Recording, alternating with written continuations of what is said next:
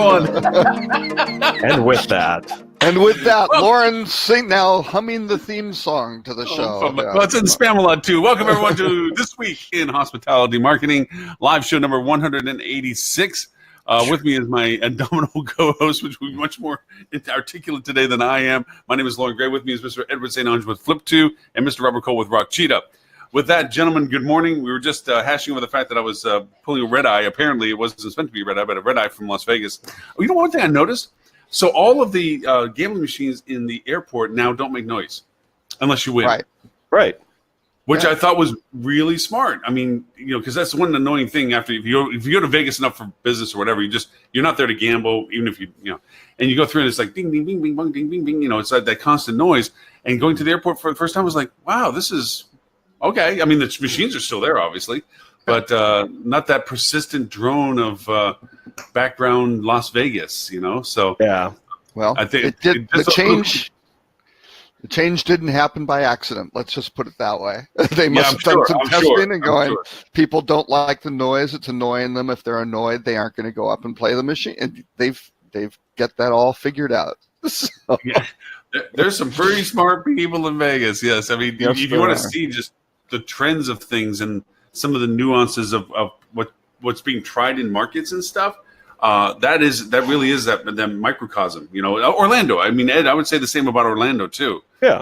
The attempts and usages of the microcosm are there. You have such an influx of people, such a volume of people to put things in front of. That we only see. I mean, we don't see that many people in Orlando. I don't know what you're talking about. I'm sorry. I do speak out of turn sometimes. I mean, there's only a couple of little parks out there. A bit over 50% of the state of Florida's total tourism traffic, but whatever. What's that crazy number you're throwing around? Yeah. Orlando does have more hotel rooms than Vegas. So. Yes. I was about to tell Mr. Ed that for those of you who know, I was out in Vegas last week. Last show I was talking about the fact I was going out and speak at Vegas at the HSMA chapter out there, and they gave me 2 hours to talk. And Ed was gracious enough to actually host as sponsor the event itself as well. And so as with all things, I go over and I always talk about the things that are usable and so forth. And so I had a nice big fat slide about advocates and influencers and so forth and how to use them with a big Flip2 logo, because I basically pulled the content right off his website. These are the things that you should be doing, and this is why. And it's so big slide. So Vegas got a little dose of Flip2. Nice. Wait, I've got a question on the Lauren Gray sponsor. So what is his contract rider really like? I mean, what are all those added things that he has to have? Well, let's just say I no longer need green M&Ms. I got plenty of green M&Ms now. What was amazing about it is, the cost was incredibly low from a money perspective, but the expense of fulfilling his rider was insane. Really crazy. This face is not free. so there are also blackmail claims included in these too, right? Yes. Very onerous terms. Yes. We wouldn't want anything to happen to you or your family. Just in case something, Orlando's a busy place. 50% of all the business from Florida tourism comes through there. You live there. Things happen. Nobody knows who happened it. No, actually, to be honest with you, it was nice that the Vegas people actually had questions. They engaged. Which all the things that I was told wasn't going to happen. We had almost about 80 people in the room, I think. So it was really, all the things that they were concerned about, the attendance. It's in the morning. It starts at 8 o'clock in the morning, for goodness sakes. And the room they put together, Jenny told me that they probably dropped $60,000 if it was retail, because we had our own custom panels behind us with our logos on it. There was an omelet station. There was breakout stations. They went full tilt. They had centerpieces on the tables. I'm like, who the hell's speaking here today? Very nice. So where was it held? You need to plug the venue. MGM Grand was our host. Very nice. That was there. And then the Sands Hotel is their educational sponsor. We had people from, by the way, Ed, your seat did not go in vain. It was given to a student out of UNLV. Awesome. So we had students in the back. We had a few students from there. And they did, and I'm sure you'll get a letter for it, but they wanted to thank you for your donation to allow another seat to go for somebody to come into from the students and go and attend. Very nice. Great. So Ed did a home run all the way around. Not only did he get, and then of course, in my ever indulgence of sponsors, every slide had the little logos for all the sponsors on the corners as it goes. So 78 slides had Ed's logo on it. Well worth the NASCAR. cost. Lauren Gray, taking the NASCAR approach. Oh yeah, I had stickers, sponsorship. Yeah, I look like a NASCAR driver when I went up on stage. I mean, it's like amazing. You gotta pay homage to those to pay. Amazing. But anyway, so Mr. Robert, you made some fantastic list of articles of some, as you always do each week, a well curated list of such and such. Well, and sometimes the top stories are sometimes controversial, but I thought would go with what CEOs really think about home sharing and just what's going on with there were about 5 articles about Airbnb home sharing related things, so I thought maybe we should talk about that. Okay. Not that we haven't before, but there were some interesting articles at the Alice conference in January. Basically, they talked to a bunch of the CEOs about home share, and there's a wide range of interpretation out there of how they're going to be doing it. Nacetta at Hilton is basically saying, he doesn't have anything against it, but he thinks he just thinks it's something different, and it's like it is kind of different. But actually, an interesting stat that I saw today was actually in the recording music industry, recording industry. Spotify is now, or streaming services, I believe, are now responsible for 80% of that industry's profits, and like 12% are CDs and 11% are downloads or something like that.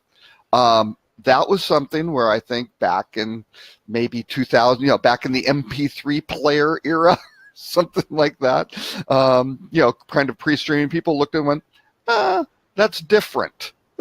And you're right, it is different, but all of a sudden it's now 80%. Now, I'm not saying that that's what's going to happen with home sharing, but there is a lot of inventory out there. And with the hotel industry, and another topic we have are some of the financial results from Booking Holdings and TripAdvisor. You start looking at what's happening there, and I've been saying this for a couple of years now. The hospitality industry has to pay attention to this, and I'm fearing they're falling into the standard 4-step process of how they deal with disruption. Step 1 is they ignore it. Step 2, when told they really should pay attention to this, they continue. Their resolve is to continue to ignore it. Step 3 is they panic, and then step 4 is they complain about it, right? And so we seem to be maybe getting into that. I don't know. Keith Barr at IHG, he looked at it. He goes, I don't know how they do it you can do it at scale. I don't know. Airbnb has 1.8 million properties or something like that, or rooms. That's a lot of inventory. That's getting scaly. Yeah, sort of thing. I'd say and they're going to get scale. Yeah, that's pretty big. Hyatt has kind of invested in a couple of them, and Hyatt guy, the head of development, said, I think there's a connection between the customer and business use for home sharing. I think it's obviously a long-term plan for that side. If it's a long-term plan, I think you're going to be playing catch-up, folks. I mean, Airbnb has had. I was at the GBTA conference, 3-4 years ago when they announced Airbnb for Business. I mean, that's wow. Yeah, that's behind the times. David Kong at Best Western, his feelings hasn't changed. He's saying, hey, it's about safety and security, adherence to regulations. It's like, okay, they're getting over that. Sort of thing. I mean, they're towing the line. They're seeing that that's very important to guests, and guess what? If it's important to guests, they're addressing it. Right? Because they don't want.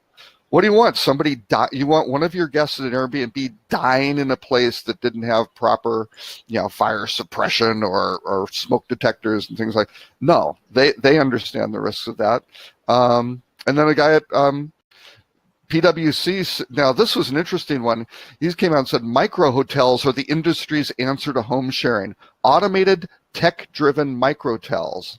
And you look at it and go, that's the opposite of home sharing.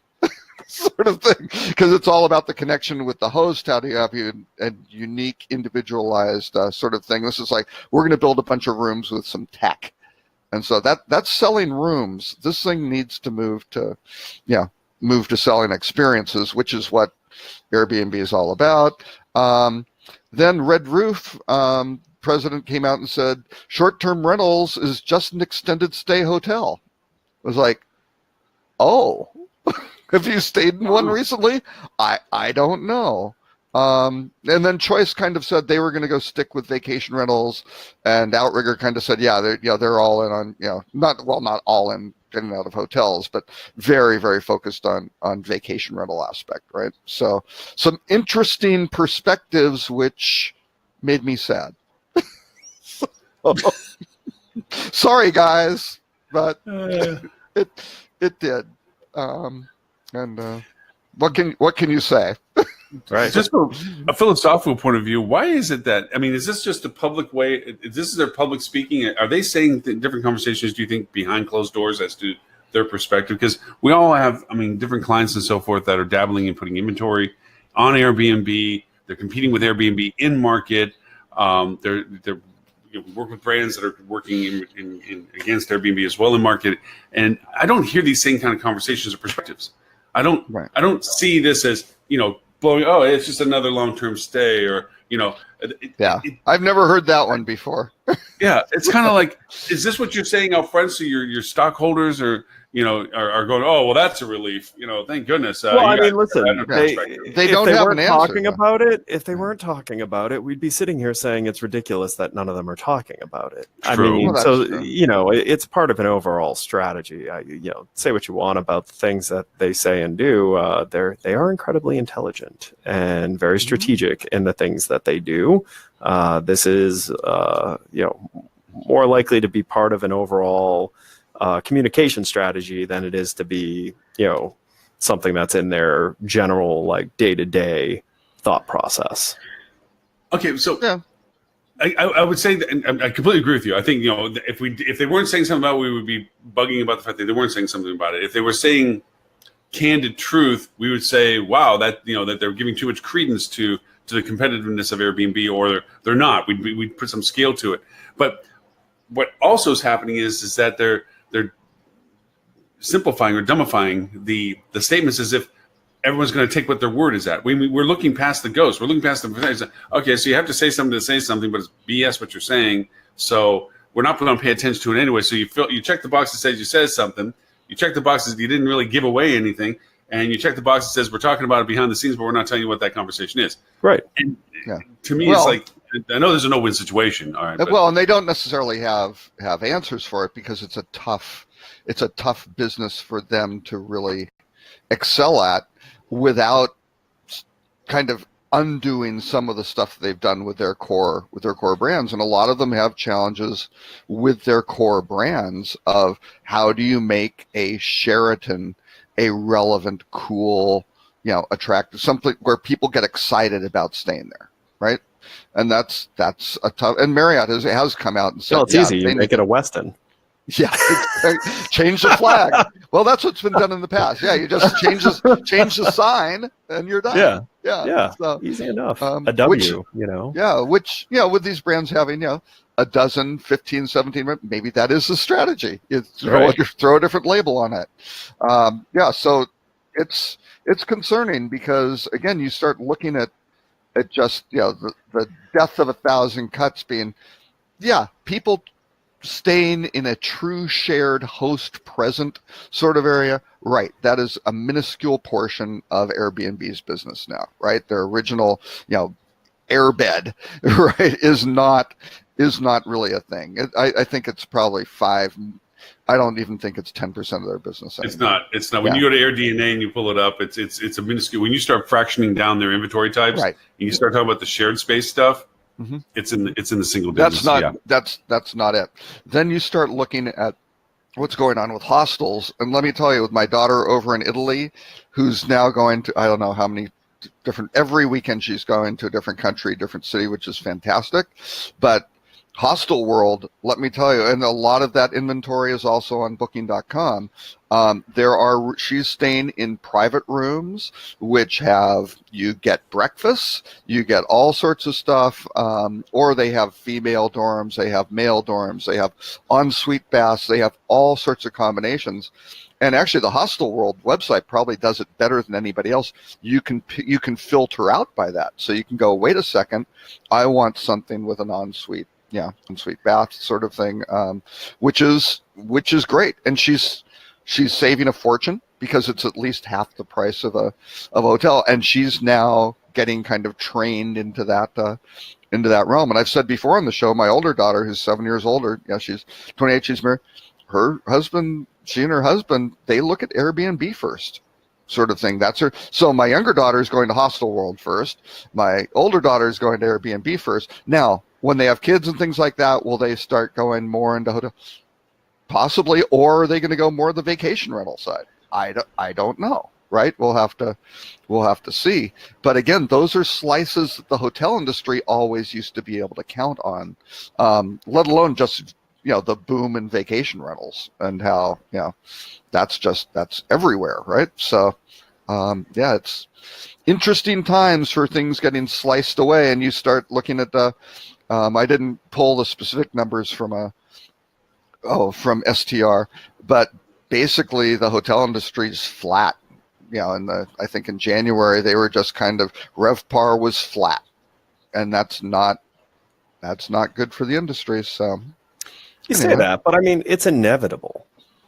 Absolutely. I mean, it doesn't mean it's a something to catch your head on fire. It just means you should be paying attention, and you should start focusing on bottom line growth. Well, yes, but also it's the whole pace of growth. I mean, if you look at what happened to Booking.com's shares this week, they beat on revenue, they beat street expectations on profitability. Everything was really pretty good when you look at, hey, that's a pretty nice report. And then they came up with their forecast, which was, instead of 13% growth, was like 6 to 8% growth. And oops, they lost 10% of their share value. Now, when you're $100 billion company, that's a lot of money, of thing. Yeah, 10%. They lost $10 billion of value, sort of thing, on that forecast. But again, it's inevitable. But again, for a lot of these publicly traded companies, there's going to be intense pressure to do whatever to continue the growth, right? So it's going to be bumpy. It's like fasten your seatbelts. It's going to be a bumpy ride for some of these organizations. So, but anyway, the other things on the Airbnb related sort of topics I thought were interesting was there's a New York Times article on the rise and fall of a multi-million-dollar Airbnb scheme. The New York Times came out and exposed these guys who had just hundreds of apartments, which were purpose-built, hotel rooms, right? That were basically being portrayed as, as apartments. They're in condos, they're in co-ops, they're wherever they could wind up getting them. So there are now some pretty big investigations going, who knew what and what was going on with these, but that's getting shut down, which is good. And that's always the area that the hotel industry has needed to focus on, is how these home sharing things destroy affordable housing, and that, don't kill the city by having a bunch of these hotel rooms which don't have people living in them, that are just being filled with tourists and maybe not paying taxes and things like that. Stop all of that. Pesky little details. Yeah.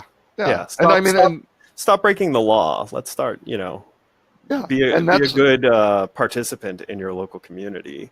Right. Yeah. And I think instead of, you're taking money out of the pockets of hoteliers, which doesn't ring that doesn't get a lot of people, super excited.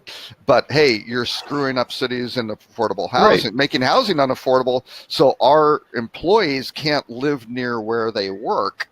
That's a problem, right? Well, and that's not in every city they're in. Right. Oh no, that's for sure. Like that's very prevalent in, the cities that already had an affordable housing problem. Oh, absolutely. Yeah, it's an amplifier of that problem. Right. That's right.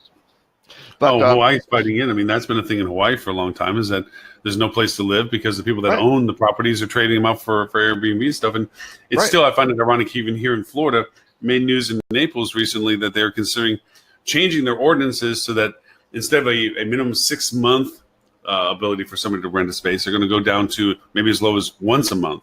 Now, you may think that's still keeping the Airbnbs of the world. That's multiplying the diversity of people that can be in a residence to now 6 times as much as what it was before. Right. And, once the money flow starts coming into that and there's a profitability to it, that's the constraint of whether that house goes on the market, gets sold or whatever. I mean, there's already a problem with the fact that the infrastructure that of Naples, the policemen, the firemen, the nurses, the attendants, can't live in that market. Right. They can't find affordable rent already in that market because of the value proposition of the property value alone. Now you start monetizing that property ownership even more. That's going to drive them farther out. Oh, well, and some police departments have requirements that you have to live in that city and things and that's those things are starting to have to fall away because they can't. Something smart up and down here in a little bit is that there's a new development on Fort Myers Beach. It's going to be Margaritaville, which I think is a brilliant concept in its own right. Never heard of it. No, something to do with world peace through Jimmy Buffett music. That's right. Yeah. Hey, when I get old, I'm going to be in Margaritaville in Orlando. Are you kidding me? I'm going to be neighbors with Ed. But the Margaritaville, the building on Fort Myers Beach. Ed, hey, don't call your realtor right now. Wait till the end of the show. So part of the building, and this was brought to them by the property developer, not the city demanding this, which they should have. But, the lessons are being learned. They're building affordable housing with a percentage of that being committed to the actual staff working at the resort. So they can, because coming from the Keys from before, there was buses that were constantly being driven down. And they actually had to make an ordinance in Key West that limited 15 people per square foot kind of things. Because what they were doing was they were literally putting bunk racks in bedrooms of houses down in Key West, rotating staff out of hotels and retail and all the rest of the stuff in there because they couldn't live. So they would go down for days, and literally, if they weren't sleeping, they weren't in the in the bunk bed kind of thing. I mean, it was like a dorm, So the housing is a very real, tangible problem that hospitality has to face from the side of actual staffing requirements too. They could be their own worst enemy when it comes to this by allowing it to happen. So.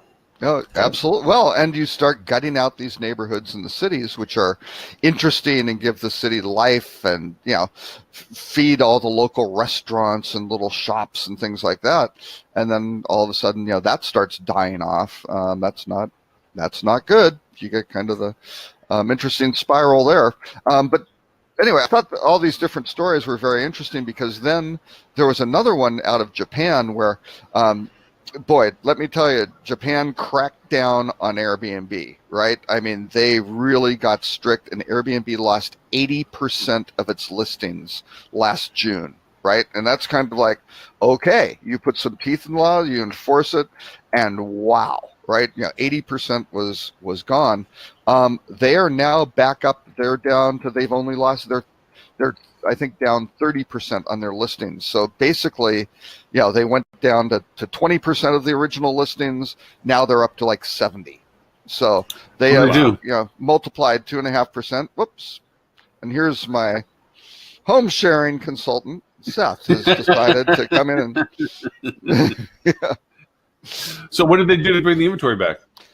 Oh, they came in and there was basically a registration process, right, where you have to register to be a host and that sort of thing, and people are doing it, right, because it makes sense, it's legit, and if you're abiding by the law, people want to stay in those units, right? I mean, it's like good, so it makes it makes it better. So I've got to think, especially with Airbnb, planning on going public, They clean up all this stuff, the paying of the taxes and everything like that.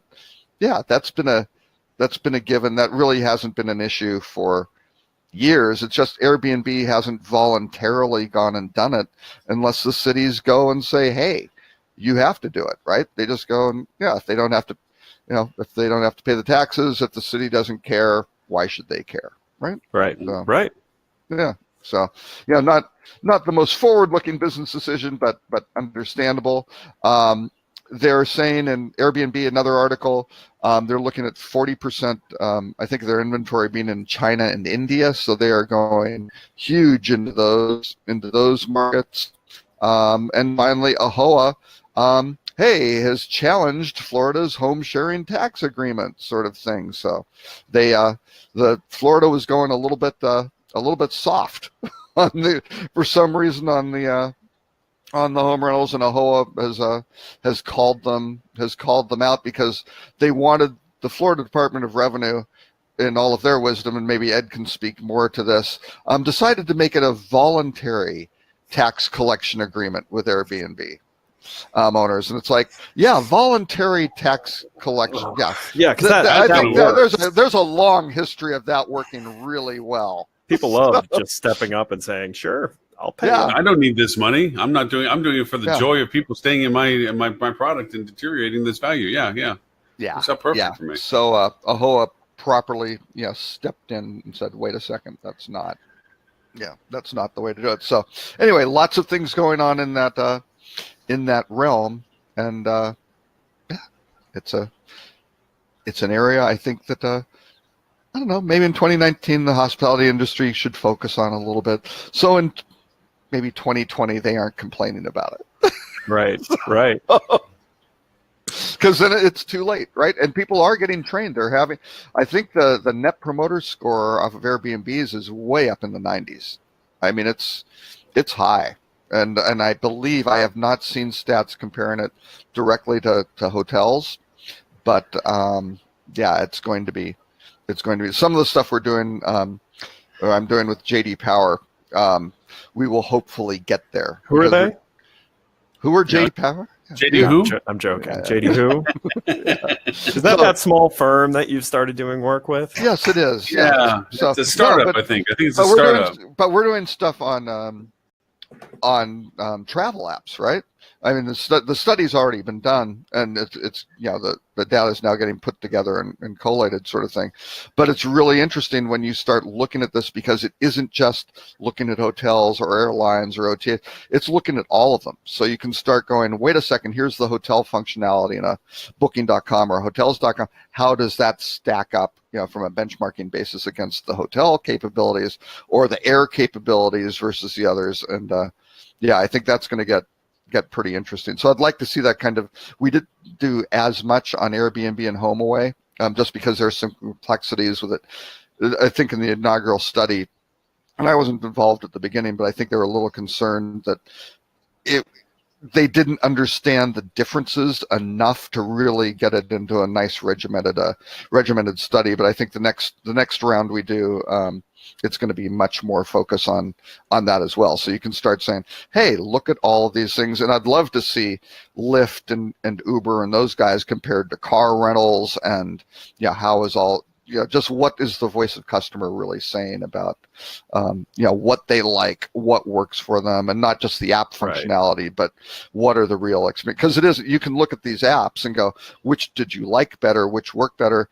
Well, some of that is how much product do they have, or what are they looking for, and things like that, right? What's the real activity that they're involved in? But anyway, we'll see. And here comes Stuart Butler. Stuart Butler. Hey, everybody. You just waiting for me? Is that what it was? We were. We did an entry theme song for you. Yeah. Lauren it's is Stuart Butler nice. time. It's Stuart Butler time. It's the best of times when it's Stuart Butler time. We should probably change the name of the show to the Stuart Butler Show. I think at this point. The inaugural start of the Stuart Butler time. And then we kind of set it up, and 30 minutes in, Stuart shows up with a great grand entrance. That's fashionably late. Fashionably late. That's all. Right. Fashionably late. Yeah.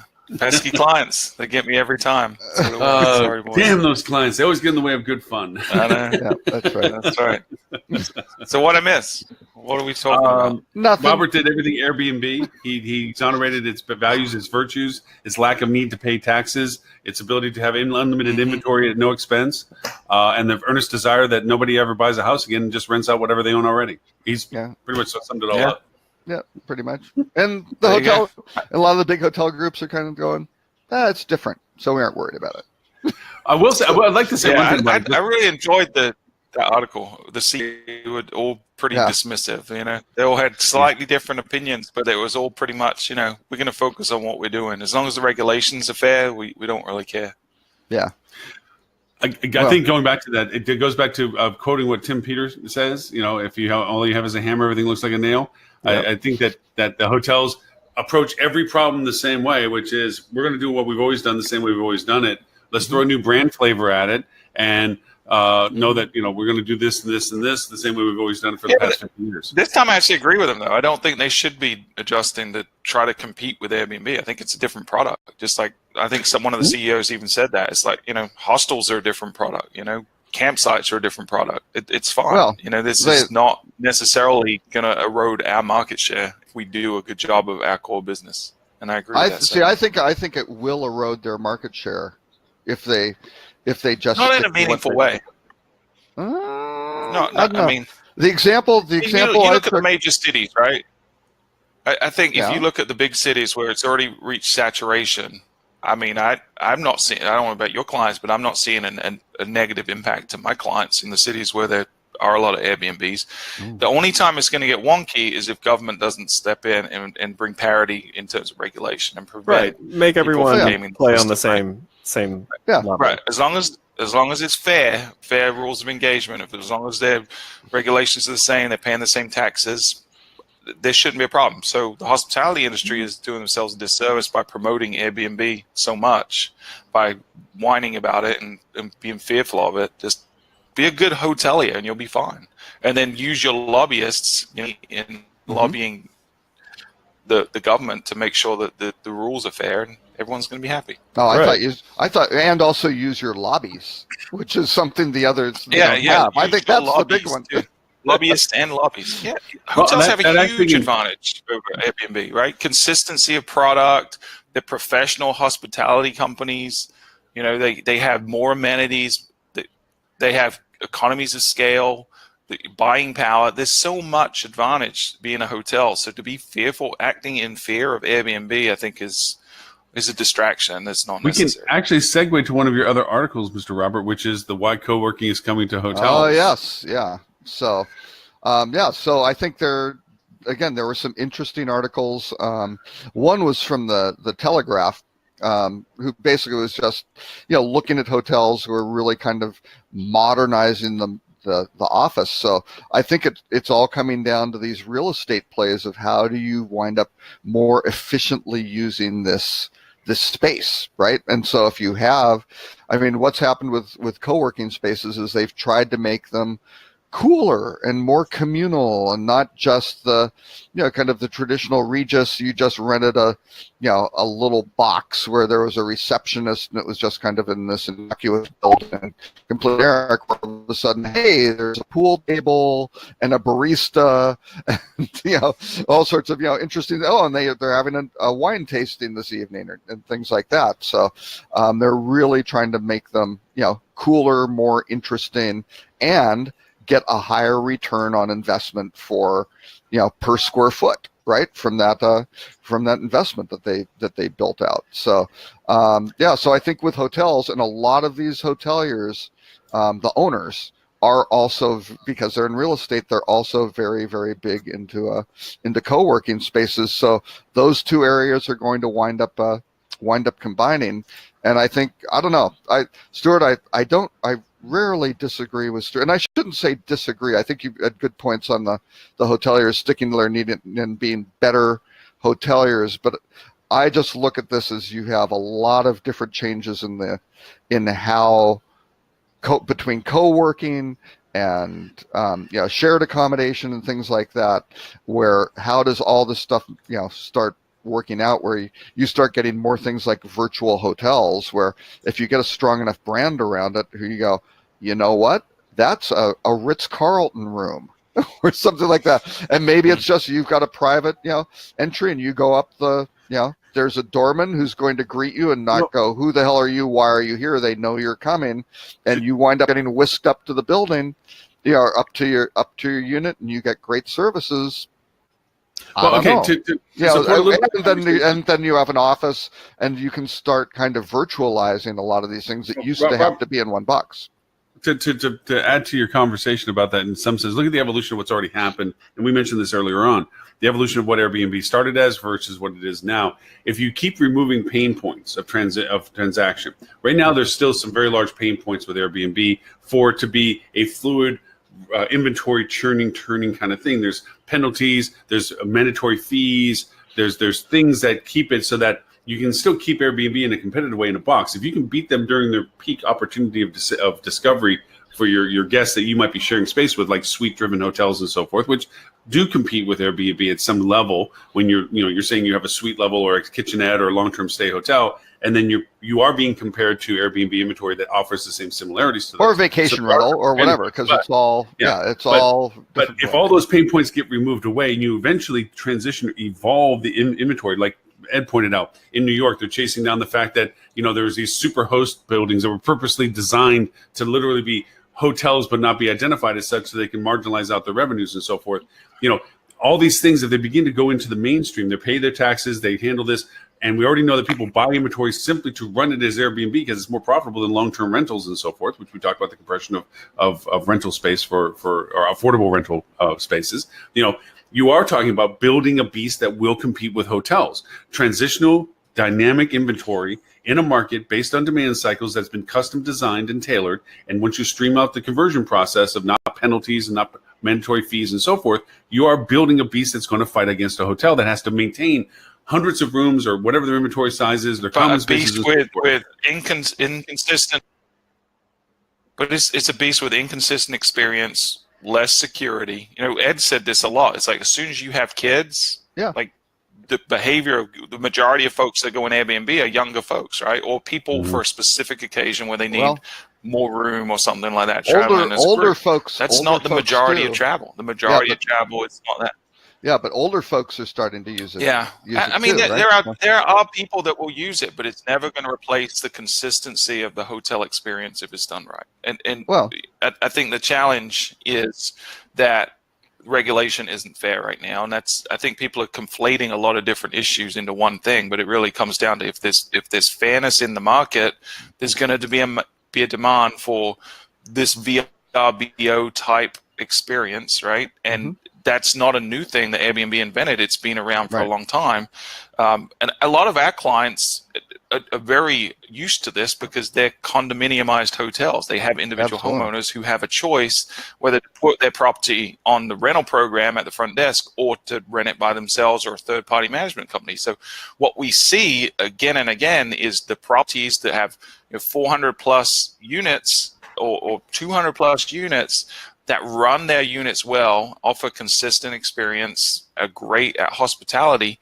They keep almost all of their units on the rental program and make a good profit. The ones that don't do that, they end up with 30 plus different rental companies in there renting different units.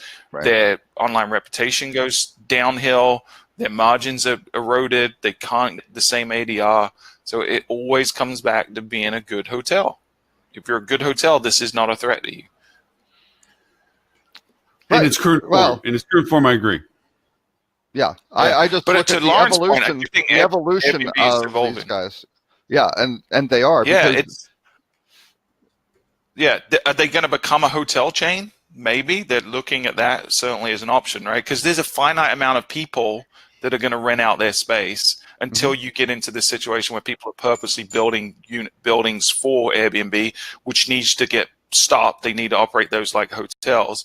So Airbnb is going to have a limited inventory, which is going to stifle their growth. So they've got to look at other avenues. So either they become a hotel chain, which they're looking at buying. I've heard rumblings they might buy part of Wyndham's vacation rental inventory. Wyndham's looking for strategic options now because they split into two companies. Airbnb. And now the vacation rental group is like, you know what? We split off, and now we aren't going to go take off. We're going to go look to see where we look at some of the other players coming into market, like Oyo. Okay, Oyo's basically coming in saying basic fundamental one step hop from hostel in some circumstances. You know, we have your attached bathroom compared to the bathroom down the hall mentality. You know, and penetrate into the market where they're addressing the fact that people just need a place to sleep. They have other things to be doing. They're in transition. They're just going through whatever it is. That's a different audience. That's not the majority of travelers. Right. It's still absolutely correct. Absolutely right. But the idea going of it back is to what Tim says, you've either got to be the biggest and the best, or you've got to be super focused and in a niche. And that in Oyo's case, that's what they're doing. They're not going for scale; they're going for a niche. Right. Well, they're going for scale though. They're going from but it's finite, right? Because the majority of travelers are not going to stay in that a step above hostel. They're just not. Majority of business travelers are not. None of us are on the majority of our travel. But Oyo now has like 5 different brands and things like that. They have Oyo. There's a big Oyo townhouse at the old, Lauren, you're familiar with this because you probably used to drive by it in Dallas. The old, what was the Harvey? Yeah, the Harvey Hotel. Yeah, is now an Oyo townhouse, right? Amazing visibility. Not much of a sign, which is black, non-serifed letters which say Oyo townhouse, which nobody knows what that is. There's no logo treatment or anything like that. But yeah, it's interesting, and they're popping them out in Texas pretty aggressively. So I don't know. I just look at if you're a large publicly traded hotel company, I think you've got to look at all these different sorts of groups infringing on your growth because that's the challenge. Let them infringe on your competitors' growth. Don't worry about it. Right. Oh no, they need to do. I wouldn't say don't worry about it. I would say have a strategy. I think the big difference with what happened, the big change at Airbnb was Chip Connolly, because he went in there and talking with them, and I think I mentioned this on a show before, he ran an old, I think Peter Drucker, old 1950s, 1960s management consulting trick, right? Which is describe your business in no more than 2 words. What do you do? What makes you different? Just what epitomizes your business? So he started off, and Chesky and those guys basically said home sharing, and he's like, nah, is that really what you're doing? Anybody can do home sharing. That makes you different. And they kind of like, well, what did they change it to? Belong anywhere, right? Because that was the whole hospitality end of it. Their focus is ultimately on. It's not the unit, it's the experience, right? And that's where the hoteliers need to compete. I think yes, they can use the advantages of their lobbies, their structures, their consistency, but they've got to create those experiences instead of just, you're sleeping here. It's a lot of these hotel groups we rent rooms, right? And it's like, that's not the business. It needs to be, we're providing great experiences, right? I don't know. I think the experience word is thrown around too much to mean too many things to too many people. I disagree. True. When I go somewhere, I want to have a great experience. Don't get me wrong, but the experience is the entire vacation or the entire trip, like what I do, things like that. But I don't want the hotel to try to tell me what that is. I want to choose that independently and make sure that the accommodation piece is great. They offer good food, how does the hotel drink, make that comfortable better? Beds, clean, they're friendly staff. Yeah, be convenient. Sure. But I think we're worrying about something we don't need to worry about right now, because the reality is Airbnb today is very different than what it's going to be in 2 years' time. You look at the moves they're making, they're really trying to become an OTA or some kind of distribution channel for a lot of different types of inventory. Right. Yeah, they're going to be more like an Expedia in 2 years' time than they are a home sharing site. So and I would becomes argue a distribution channel. The major hotel groups are doing that too. For sure. Right? For They're sure. distribution channels. To Stuart's point, maybe there's a different term that needs to come up with experience, because to your point, Stuart, the experience is the entire adventure to it. But if I'm going to stay in transition while I'm traveling on a roadside hotel, my experience with them isn't about the amazingness of the adventure of being there. It's the efficiency of the staff, the cleanliness of the product, the frictionless environment relationship. The deliciousness of the breakfast, the convenience, the comfort, the security. That's the experience, or is that just There's such a broad categorization of that. Maybe there's a better way to define the things that you do or how you feel about the things that you do. Like it's, I don't know. I feel like it's overused, like millennial. And a lot of times the same articles are using both those terms too frequently. Mm-hmm. What are you trying to say, that our industry just tends to gravitate towards keywords for clickbait purposes? Headlines, right? Yeah, it does. But here's how I look at it, right? I think, you obviously, as an educated person in this industry, you should be aware of what's going on with Airbnb. No question, right? There's potential threat. You don't want to be an ostrich and just stick your head in the sand. But at the same time, is it having a meaningful impact on your business today that requires you and your staff to put a concerted effort into defending? Probably not, because anything you do could backfire. If you try to appeal to a certain subset, you're probably going to potentially alienate the actual core business you have. So rather than spending a day, let's be honest here. Let's expand on that. I'm not countering. I actually agree with it. Okay. Mm-hmm. So I agree. If I said, all right, I'm going to get my leadership staff together for a day-long retreat, and all we're going to talk about is how do we defend against or compete with Airbnb, right? Would your time be better spent doing that, or figuring out, hey, forget about what's going on in the noise and outside? What are the things we can do today to improve our current guests' experience and find new guests that are going to appreciate the experience? Spend your energy there instead of worrying about what's going on outside the window that you have no control over. The focus has to be the guest. The focus has to be why was your hotel but your built? Guest, not Airbnb's guest. No. I completely agree. It has to be your guest. You're close to the right point, but really the biggest point to make here is stop worrying about what piece of the market's pie Airbnb's getting, and start focusing on how are you going to take more pie. Right. Because most hotels that I come across, if you actually look at their overall marketing strategy, it's a maintain my position in the market year over year. So they're benchmarking themselves against how did we grow versus how did the market grow. And there isn't a lot of talk, at least from what I see, and how did we increase the size of our piece? So it's more than just keeping up with the market growth. How did we expand and take demand away from others in the market? Because quite honestly, exactly. Mm-hmm. So quite honestly, if you look at that, if you're worried about Airbnb, great, because they are going to take some inventory in the market. And they may take a sliver of pie that comes out evenly across the whole market. If that's really your worry, then focus on how can you grow, how much of the market share you capture. Mm-hmm. And that should be a primary focus. And I agree, focus on your experiences, focus on presenting your hotel as more than a piece of real estate. Actually focus on, what the offering is to your different segments of customers, and, speak to them as humans, not as just I don't even know how to a clerk. Well, no, just a clerk processing them, right? Right. Yeah. You're getting processed. Thank you. Goodbye. Next sort of thing. Yeah. Hi, so that's Stuart. Do you want to be? Do you want to be the Department of Motor Vehicles? Some of these hotels you go into, you feel like it's almost like the Department of Motor Vehicles, right? There's not anything. You're just getting your, going through a little process to go get your. Or maybe getting on an airplane that was delayed for an hour and. Getting, Well, now see. So what did the airlines do?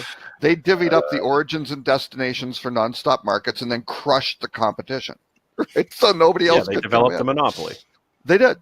Oligopoly, but still, At least in those origin destinations, it's a monopoly, certainly. Right. Yeah. Right. Yeah. But I mean, I vote that we don't talk about Airbnb for a month on the show. We just take a break from it and say, I think we replace it with a thing that exists. Oh, I threw in a blockchain article for you, Ed. Honestly, I don't want to miss the article on the co-working space, because that was one of the more intriguing ones I picked up on, because I've had this conversation in my head about things about optimization of common space and so forth. And the article actually made me think about reasons why that can be counterproductive that I hadn't thought about before. Because I always thought, it's like, my gosh, you have this space. I was very upset, to finish the Airbnb thing, when hotels started surrendering their common space as a condition of offering inventory. because I said you're giving away your last chip in the card game. By taking away the uniqueness or giving the uniqueness that you have in comparison to Airbnb and inventory. But now when they're showing things like what Virgin Hotels are doing, and these other things where they're actually charging for space and so forth, because with this economies of remote work and so forth, and working in spaces, and you need to meet with people, there's still a physical need to be face to face with people. The lobbies are tough. I'm sorry, it's tough. Everybody with earbuds and a laptop doesn't mean you can have a meeting. Okay, you can sit in the corner of a Starbucks and do stuff. Okay, but the idea of having to have a business discussion, and then all of a sudden a family of 4 comes in and Junior goes running around screaming around the lobby with his toys is not a conducive market space. Now, granted, the paid space and so forth that they're doing. Is Stuart falling off the chair? No, sorry. I got distracted. Someone was coming in my office wanting something. He's having a stroke. Yeah, he's saying, Stuart! He put me to sleep bar and I'm clear. Boom. But the article brings up some great points about making these things, and they're putting brownies out and unlimited coffee and so forth, and make people pay and things like this. How is it as a hotel guest that you go there and now you have a cluttered common area where people are giving you the scowly eye because you're walking up close to a private conversation? Little things like that, okay, no matter how big of a common space you have, you're still, if somebody's paying to be there and you're paying to be a guest, I mean, we all have it in condo ownership groups. It's funny, if anybody runs a condo ownership resort or something, you have the condo owners who think that they walk on water, that everything is theirs. Well, they then do you have it. Yeah, who own it. Okay. Then you have the resort management and people there. Then you have the membership, loyalty, private club people that are there. Everybody's going to the cabana chairs thinking that it's their cabana chair. And, and everybody's probably like, well, I own this place. That's my cabana chair. Well, I'm paying to be... Yeah, the exchange guests who, hey, I'm a platinum tier whatever. Right. It's chaos. And what you're building is the same scenario, and now common spaces of the hotels. You have the hotel guests going, I'm paying to be here. I'm going to sit here and do my stuff. And the other person's like, I'm paying to have this space to do my own meetings, get away from me, and then you have the hotel management trying to balance between, who's more important. Yeah. I think you wind up with more flexible, co-working spaces. It'll be interesting to see if they start taking out floors of guest rooms, right? To say, you know what, we're going to have a 220 room property instead of a 240 room property because we can more efficiently allocate this space to either private offices or bullpen areas or whatever, but not necessarily that lobby, right? And I made the mistakes where I've had hotels that had, suites that had a big, living area space separate from the bedroom area. And I thought I was being smart by selling the bed off, which I could close the door on. Okay. It had a separate entrance and then rent that out as a short-term meeting space to optimize the fact that it usually sat dormant and quiet until I'd get a very noisy meeting going on from a very expensive guest that's sitting in this really nice king bedroom, off to the side that I closed off. And I'm trying to make both of them happy. And I can't because both of them have the legitimacy of what they're doing, Right. And that's a complexity for these hoteliers, right? Just from a pure facility programming, perspective, because you wind up going, okay, well, everybody can get access to this. You want people from the local community to be able to come in and have lunch and wander in and meet somebody there, right? Somebody, it's just like, oh, well, we'll meet in the lobby of the whatever because it's a great atmosphere and you can get something to eat or you want that to be able to happen. You want people to come in for lunch meetings in your restaurant. You want people to be co-working there. You want the guests there. And there are conflicts. And how do you separate that? And do you have to give everybody a wristband or everybody who comes in gets interrogated to figure out which channel they have to go down? Hotels already know how to deal with people coming in who want to access locations. It's called a key card. So, I mean, why do you need... Well, I mean, even New York, I felt like a fool because I walked into a restaurant thinking it was a busy restaurant to grab lunch, only to find out it was a private common space for the lunchtime period, and they only open for dinner for public. I walk in, and somebody's like, can I help you? And I'm like, yeah, I'd like to have lunch. It's like, we're not open for lunch. And I'm looking at the whole place is full of people. I'm like, well, what? And it's like, we're closed space until dinner time. We only serve dinner. Yeah. Well, screw me, Yeah. And that's happening more. Right? Make sure it's not a distraction from your core business. If you have an opportunity to monetize some space, great. But if the decision is ever, should I favor these people or these people, you're a hotel. First and foremost, your guests should always come first. So any decision you're making that adds friction or frustration or detracts from the experience of the guest, that is the hotel guest, then it's probably not right for you and your property. Well, and with a lot of these hoteliers are taking the route of, you know what, we just won't deal with it. We'll go we'll cordon off that space and the restaurant, right? The folks who've leased out the restaurant will go deal with the F&B, and the co-working people who we've leased that space out to will deal with that. And that's going to be interesting. I think you're right, though. The key card, you've got to figure out the people. How do you make sure that people know where to go without friction and they go to their areas, and there's enough commonality where that's great, but at the same time they can, they're isolated and it's not interfering with it. And a lot of hotels aren't designed to do that right now. If your hotel has boardroom style meeting space, I mean, just making people aware that they can book that hourly and last minute, and then if you have video boards for meeting rooms, is literally when that meeting space is available, have it say available and cost per hour, the front desk. I mean, even that would be something that I think could get you at least some more revenue without changing your hard infrastructure. But when you're talking about real co-working space, I mean, you're going to have to you're going to have to talk about a few things. One, hotel Wi-Fi. Because people who are going to go work, they're going to want secure Wi-Fi, not the very insecure Wi-Fi that's in a lot of hotels' guest rooms. So that's challenge number one. Challenge number two is giving them workstations that they can actually work at. And the infrastructure of that. Now, that being said, if you're interested in experimenting with co-working, like, you already have a space in your hotel that kind of already has that stuff. It's your business center. Why don't you rethink your business center as an experiment for being usable as co-working space? Right. Absolutely. And again, a lot of the hotels, depending on where did they put the business center, in a closet off the lobby, is some little, thing, which makes it really but then you look at like, there's hotels here in town, like we have a hotel at the Florida Mall. Their business center looks like an Apple store. It's beautiful. Oh, that's great. Think through that space a little bit. It's prime. It's right in the center of the lobby. Like, it's in a really good area. That's ideal. Like, experiment with sectioning off a couple areas that be semi-private, maybe. And then through your Wi-Fi, think about your Wi-Fi as the transaction point. So you want to come in here and co-work? Great. When you go to log into Wi-Fi, there should be options presented beyond just buying the Wi-Fi.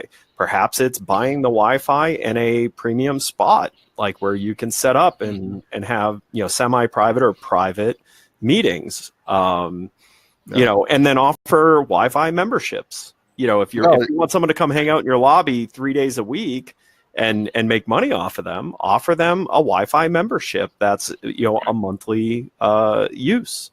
Because that's how you're going to draw them back without doing real functional changes to your real estate.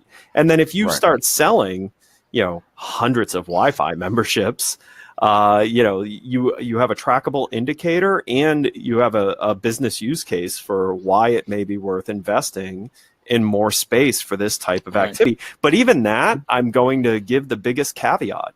If this makes sense only if you're a hotel that does not come near occupancy most times of the year. Because otherwise, I don't believe that co-working is going to kind of fulfill the other reason you could potentially think about doing it, which is it helps sell rooms overnight stays. Because people who are co-working because they live in that area and work. So when you really look at it as a hotel owner that's looking at, does this make sense for me?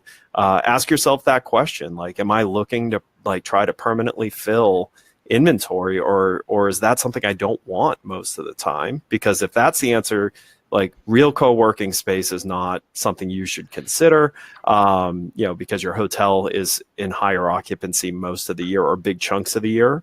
And then for ones who your hotel isn't near occupancy, I mean, I'll just question, is co-working really what you should be looking at from an investment versus Is that asking the yourself best way why? to drive incremental revenue? Right, right. There's other ways to drive incremental revenue from your existing guests without dipping into other stuff. And the zoning issue of temporary co-working, you know, for sure, So I think what we just saw there was a masterclass of why Flip2 and Ed is so good at what they do, because he thinks through things all the way, like not just the first couple of steps. Oh, let's try it and see what happens. He goes all the way through the end and anticipates the the consequences that you intend and the unintended consequences, and thinks through what that means. You know, you gotta, if you want to get into this, yes, test and evaluate, but do it with a strategy. Don't just say, we're in the co-working business and open up some space. Think through what it means to do that and what's going to happen and how you're going to react, and make sure your staff are trained to handle the eventual issues that are going to arise from doing that as well. So have a strategy. Thanks, Stuart. Down to having a strategy. Yes, strategy is exactly what that deeper thought of going into the unintended consequences and things like that are, because again, and even inside a strategy, you don't need to necessarily have the whole strategy, but you do at least have to know, how am I going to make sure I don't get out over my skis on this thing and over invest in something that is, could potentially put a permanent drag on the business. One thing everyone is using the term getting over their skis as a bad thing. As being someone who skied a lot, that is the objective. You want to be over your skis. If you aren't over your skis, you're from a strategic perspective, you are going to run into significant issues. You hear over your skis and you picture snow skiing. Yeah. I hear over your skis and I picture water skiing, where you do not want to get out over your skis. You're actually leaning back. Because if you get over your skis on water skiing, you nosedive plow. Yeah. And you're into the water. So because I both snow ski and water ski, and I always pictured in my head when someone said over your skis, I always pictured that as a water skiing reference, not a snow skiing reference. Oh, okay. Thank you. See, you learned something every day. That's just how I applied it. That doesn't mean that's how it was every time I use that term, it's water skiing for me, because if you get too forward on your skis in water, you tumble. You flip. That's been my problem water skiing. I know. Okay.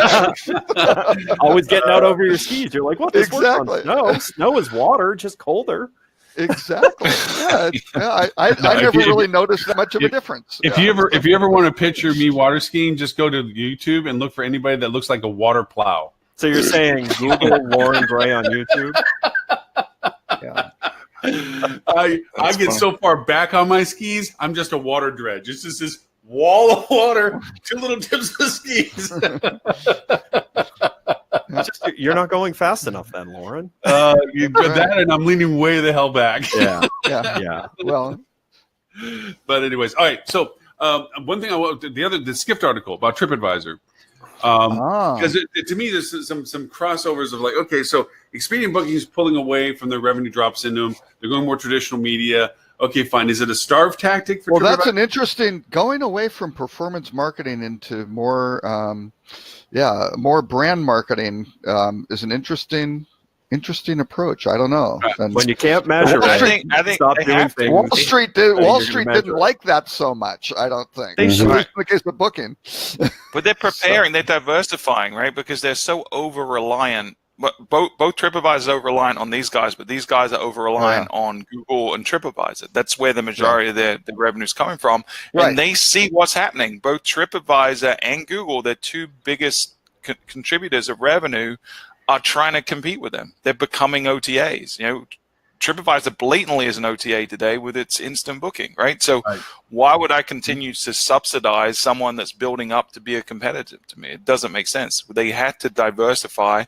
And then on the other side, there's also the angle where if we kind of squeeze TripAdvisor, reduce their value, then they become a more attractive purchase proposition. So there's a lot of things going on, I think.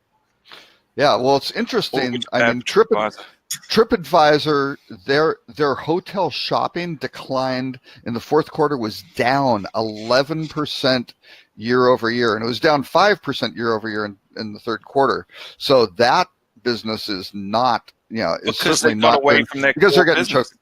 Oh yeah, and they changed their home page.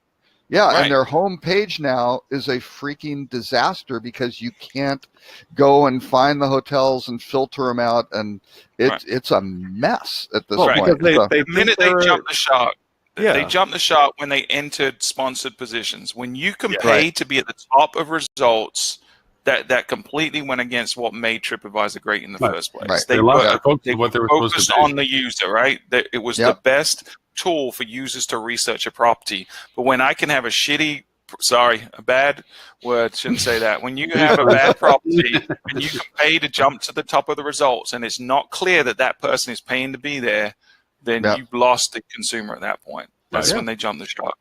That's when they got over their skis. That's right. And they, their hotel segment revenue was actually down 2%, versus their expectations of being up 1%, which certainly isn't exciting. But yeah, it's very, very interesting. They are having some significant issues now on the non-hotel segment. Their revenue's up like 38% year over year. But boy, that is a messy space. Yeah, they need to figure out the hotel. Their cost of acquisition is going up, right? Because Google PPC, which is where again TripAdvisor gets a lot of its business still, is getting more expensive, is getting more competitive, and that it's not going to work as well from an ROI standpoint for them. So TripAdvisor, I think, are either going to get bought or they're going to continue to decline. Yeah, and then they'll get bought. I mean, that's the bottom line. I mean, the one thing TripAdvisor has in its brand equity is it created a new spot in the consumer decision path successfully. And no one's really challenged that spot from a direct competitive standpoint. So always, looking at someone who knows what consultants do best, I mean, any consultant would look at TripAdvisor and they'd say, get back to what you were, get back to your basics. And you can reset, rebuild, and reimagine your business models. I mean, because from a content perspective, they've still got to be one of the largest sources of travel content. In the world, and that has huge traffic. Huge value. How you monetize that is. You can reset that at any time when you're not publicly traded. Now, when you're publicly traded, you can't. You never get to reset. Right, and that's been their problem, I think. Is the Wall Street has just whipsawed these guys, trying to, not focusing on their user and focusing on their investors has really just created a huge problem. Made them great. And if you look at the redesign, what they did is they prioritized stuff that made them money, not stuff that was convenient for the guests. So they're in bad shape. I don't know there's a silver bullet to get them out of it, other than saying, we're going to take a hit for the next couple of years on the stock market and reset expectations. Or get bought. That doesn't generally work well. Ask Starwood. Well, true. But then you get bought. Can we talk about Booking had some interesting stats though as well? Are we going back to Booking.com? Come on. No. I think let's move down the list. Let's not go up the list. No. Actually, I just want to bring up a couple things. Sorry about that. I know I do this, and I know it's annoying, but there's a compulsion. Can we talk about Airbnb again? Actually, we can, because interesting stat: 20% of Booking Holdings revenue was for alternative accommodations, right? So they're doing close to $3 billion a year selling alternative accommodation, which is pretty interesting.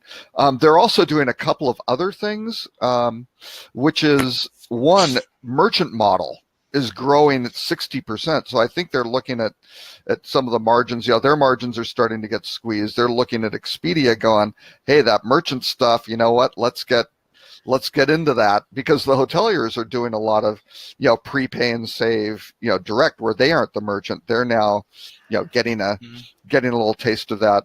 And I think the very interesting one is now over half of their room nights booked, not their traffic on mobile, but over 50% of their actual bookings are taking place on mobile and direct channel, which is that's, I think, Stuart doesn't believe it. Stuart still believes we're in a desktop environment. There's no thresholds of anything. There's no tipping points. Stuart's pure desktop. Lauren is complete VR goggles. And somewhere in between is. I can't wave my hand in the space in front of then I don't book it. And that is only voiced, right? I believe I predicted the second mobile tipping point of bookings happening around this time. But you were wrong. You were wrong. Ago, I was wrong. It happened before that. Exactly my right. Clients, at least. Yeah. Like I said, you're my commensurate partner when I go work out now. I listen to all the podcasts. I'm up to speed. I'm there with you, man. But I think outside I'll give you a motivational shout out in the next episode. Outside of progressive fuel clients, I don't think the major hotel groups are experiencing. What are you talking about? Because their technology is Hilton crap. said over half of their bookings are coming from their mobile app now. Yeah. Is it over half of the bookings or traffic? I thought it was traffic. Yeah, no. I've not seen half the bookings. Maybe. No, I've seen 20%. Like 2 years ago, they said 20%. Right. I read an article just recently, and I remember because it stuck in my head. Because of course I looked at it and said, "Well, okay." No, I actually think it could be true because you got to look at what's the highest volume by location brands inside a Hilton. They're Hampton Inn, Hilton Garden Inn, then Homewood Suites by size. These are the biggest of them. What do they have in common? They're really the road warrior. So a road warrior would be using an app. Probably is using an app. Yeah. Right. So by volume of reservations, I think over 2,000 properties make up their select service brands. Well, yeah. The overall. Property count is high. Room count. Remember, economies of scale. Also, the clientele demographically are first inclined to make sure they have a phone than they are to have a laptop or a computer. So there is that fact that just as we definitely see that trend that the lower your ADR or the lower socioeconomic level your guests are, the faster they adopt mobile booking. I think we should be PC here and call it select socioeconomic. Lower has such a negative. It's a hierarchy. There's a value has to such it, right? a negative it's connotation. The same reason why the Asian market has such a mobile adoption is because it's the most expedient way to get them online and in technology. Elitist fuel travel, only focusing on the top 1%. Yeah. Oh my! I'm known for many things, and elitist is certainly one of them. No, but I mean, well, that's his Australian background, growing up in a penal colony. I wouldn't be surprised if La Quinta as a brand had incredibly high mobile stats, and again, it's because of the type of properties, what the properties are set up to be. I think that type of person is even though we wouldn't think of them as a prosumer, I think when it comes to travel, people who are hammering the road on Hampton Inns and La Quintas and things like that, they're prosumers in travel. They're finding the ways to game all the systems, the paths of least resistance. And I will say what you want. I mean, the Hilton Honors app is far superior of an experience to their website. Yeah, it is. That's true. I mean, absolutely. Yeah, there's a lot less friction, fewer clicks to get. It's already remembered all of your information. You don't have to relog in every time you do it. There's a lot of benefits to booking on the app. And we have an app product that for independent hotels, and we're seeing more and more bookings coming through that. It's not 50% yet, clearly, but it's getting to where it's significant, and folks are seeing that benefit. Listen, I mean, now that Apple breached the $1,000 point for device cost, and Samsung said hold my beer, and now is offering a $2,000 mobile device. I think you're going to see more and more shift to people. Also, point out what that $2,000 device is. You're literally moving into the space of why even have a laptop. I mean, through a couple of these Skift articles that Robert put together, we're already seeing an overlapping of technologies, OS systems. There's been a persistent question: when is Apple going to combine OS for mobile into the same format for its laptops or its desktops or what have you, where there's a singularity of purpose for operating systems rather than this mobile version versus non-mobile version of it? That's been a perennial discussion for years now, and it's eventually going to collide when you look at things like what Samsung done with this fold-out phone. It turns into a tablet, for God's sakes. I mean, that progression. Tablets were supposed to be the laptop killers. Well, we found out that it wasn't, because primarily the OS systems didn't operate the same. And I don't think that's it. I also think device input still is a challenge on most tablets. I think, but one of the other core Microsoft has done the best job with it. But and Microsoft's OS for their tablets is, on par in most cases with the OS for their laptops. And that's why the Surface platform has been doing so well, is because it operates well as a tablet and well as a laptop without the conversion. Robert can speak to it more than any of us in that sense, because he runs with the darn stuff. Yeah, but other than that, but Microsoft blew it on the phone, right? Because they unified their platform for Windows Phone, which looked pretty promising, but the whole Nokia acquisition, things like this didn't. Right, they bet their chips on Nokia, which was a mistake. Yeah, which was interesting. But it'll be interesting to see if Apple really does decide to put iOS and Mac OS into the same, because that's going to be very, very expensive before they do that. Right, which they've always been reluctant to do on their laptop range, because Steve Jobs was vehemently opposed to it. But he's been dead a while now, so I think they can really go away from this stupid adaptive bar thing that drains the batteries. I don't know if you've got one of those, but the guys in our office that have those, where they have the adaptive panel that you can touch and nothing else, the batteries don't last very long at all. It's really crazy. But I don't have one of those. Yeah. But why has Apple not come out with a touchscreen laptop yet? The same reason Apple never came out. You couldn't use a mouse with an iPad, right? It would not allow any sort of Bluetooth or anything sort of mouse to work with it, right? And you're just like, come on, guys. But again, they figured if they brought that out, it would go cannibalize their. But here's some promising things about this, like with Samsung's fold-out phone, which is impressive in its own right. The clamshell phone's coming back, because if you saw the fold-out phone that Samsung's done, you can't see the seam. I know, it's so well executed, and now Motorola is rumored to be coming out with a new Razr. It looks like a flip phone, but when you open it up, it's just all screen. Right. So now you get the benefits of the flat thing but you get the it just, to me, that's a really cool progression. I mean, I know this is just a temporal shift in it, because eventually those things are going to go away. The phone as we know it, or phone even in that concept, is not going to be around years from now, so to speak. It's going to be some other iteration of an engagement, but the transition process is cool. It's like, okay, so now you're even smaller in your pocket, but big enough when you want it to be. Just cool. And you can fold it multiple times. It's like a big old-fashioned map. Remember the movie with Mars that had whoever was it, where they pulled out it looked like a screen, and they could see it and they could roll it back up. It was like a chart almost, like a scroll. Yeah, like a scroll. Yeah. Future technology, the scroll. Yeah. Hey, and in about, when was it, 2000, I had a Nokia phone, which was kind of interesting. It had the main screen. Now, again, it was just, text, right? There's no color or anything like that. But it was, about the size of maybe an Apple. But it was alphanumeric? It wasn't just numeric? It was alphanumeric. But the screen was about the size of maybe an Apple Watch screen, right? It was a decent sized screen. I remember.